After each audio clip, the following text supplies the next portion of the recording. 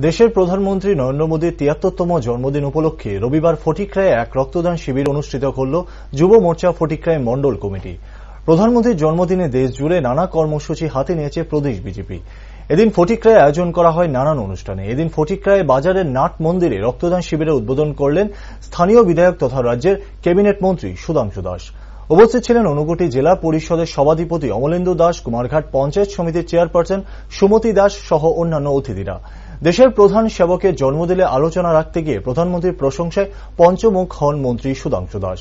রাজ্যের রক্তের ঘাটতির প্রসঙ্গ টেনে এইসব রক্তদান শিবিরের গুরুত্ব তুলে ধরেন মন্ত্রী সুধাংশু দাস। এদিনের রক্তদান শিবিরে অনুষ্ঠান মঞ্চে প্রধানমন্ত্রী আবাস যোজনা এলাকার সুবিধাভোগীদের হাতে অনুমোদনপত্র, আয়ুষ্মান কার্ড এবং স্বসহায়ক দলের হাতে তুলে দেওয়া হয় চেক।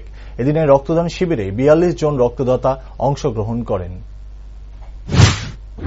২০০ বছরের ব্রিটিশের পরাধীনতা কিংবা মোগল পাঠান সুখদের পরাধীনতা, সেখান থেকে দেশকে যারা মুক্ত করেছে, স্বাধীন করেছে,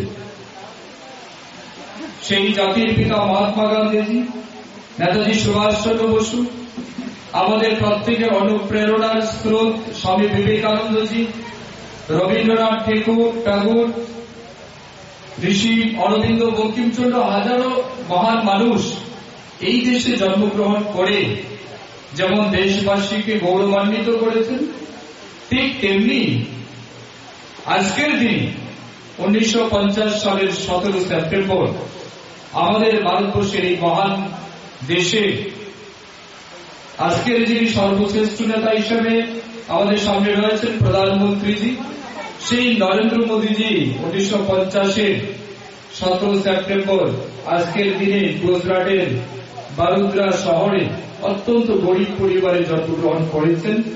সেখান থেকে গুজরাটের গ্রামীণ পরিবারে আনন্দবেন প্যাটেল, আপনার নাম শুনছেন, ওনার মা এই প্রথম জন্মদিন উদযাপন করছেন ওনার মাকে ছাড়া। এর আগে পর্যন্ত আমরা দেখেছি প্রধানমন্ত্রী মোদীজি জন্মদিনে, প্রত্যেক জন্মদিনে উনি নিয়ম করে ওনার মায়ের সাথে দেখা করেন, ওনার মায়ের আশীর্বাদ গ্রহণ করেন। কিন্তু এই বছর ব্যতিক্রম, তিনি তার মায়ের অনুপস্থিতিতে তার জন্মদিন উদযাপন করবেন। তো সেই মহান ব্যক্তি এই পৃথিবীতে এসেছিল শুধুমাত্র হয়তো ঈশ্বরের আশীর্বাদ প্রাপ্ত সন্তান, যে বড় হয়ে পুরো বিশ্বের দরবারে নিজের নাম যশ যেভাবে বৃদ্ধি করেছে, আমাদের দেশের নাম যশ ঠিক সেইভাবে তিনি বৃদ্ধি করেছেন।